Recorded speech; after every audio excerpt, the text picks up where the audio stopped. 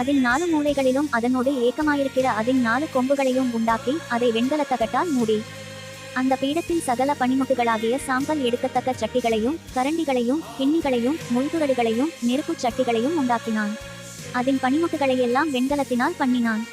வலைப்பின்னல் போன்ற ஒரு வெண்கல சல்லடையையும் பலிபீடத்திற்கு உண்டாக்கி அதை அந்த பீடத்தின் சுற்றுக்கு கீழே பாதி உயரத்தில் இருக்கத்தக்கதாக வைத்து அந்த வெண்கல சல்லடையின் 4 மூலைகளிலும் தண்டுகளை பாய்ச்சுகிறதற்கு 4 வளையங்களை வார்ப்பித்து அந்த தண்டுகளை சேத்தின் மரத்தால் பண்ணி அவைகளை வெண்கலத்தகட்டால் மூடி பலிபீடத்தை அவைகளால் சுமக்கத்தக்கதாக அதன் பக்கங்களிலுள்ள வளையங்களில் பாய்ச்சினான். பலிபீடத்தை உள்வெளிவிட்டு பலகைகளினால் செய்தான். ஆசரிப்பு கூடாரத்தின் வாசலில் கூட்டமாய் கூடின ஸ்திரீகளின் தர்ப்பணங்களாலே வெண்கல தொட்டியையும் அதன் வெண்கல பாதத்தையும் உண்டாக்கினான். பிராகாரத்தையும் உண்டு பண்ணினான். தெற்கே தென்திசைக்கு எதிரான பிராகாரத்துக்கு திரித்த மெல்லிய பஞ்சு நூலால் நெய்த 100 முழ நீளமான தொங்குதிரைகளை செய்தான். அவைகளின் தூண்கள் 20, அவைகளின் வெண்கல பாதங்கள் 20, தூண்களின் கொக்கிகளும் அவைகளின் பூண்களும் வெள்ளி. வடபக்கத்து தொங்குதிரைகள் 100 முழம், அவைகளின் தூண்கள் 20, அவைகளின் வெண்கல பாதங்கள் 20, தூண்களின் கொக்கிகளும் பூண்களும் வெள்ளி. மேற்பக்கத்து தொங்குதிரைகள் 50 முழம், அவைகளின் தூண்கள் 10, அவைகளின் பாதங்கள் 10, தூண்களின் கொக்கிகளும் அவைகளின் பூண்களும் வெள்ளி.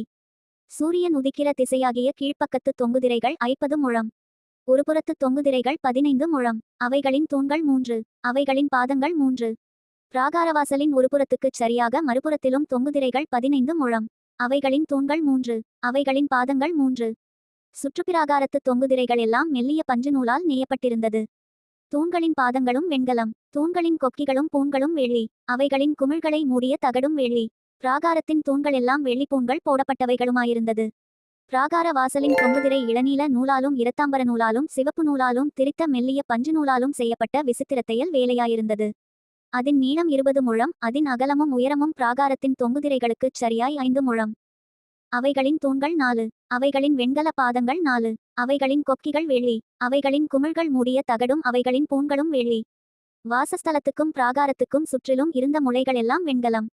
மோசேயின் கட்டளைப்படி ஆசாரியனான ஆரோனின் குமாரனாகிய இத்தாமாரின் கையிலே லேவியரின் ஊழியத்திற்கென்று எண்ணிக் கொடுக்கப்பட்ட சாட்சியின் வாசஸ்தலத்து பொருட்களின் தொகை இதுவே.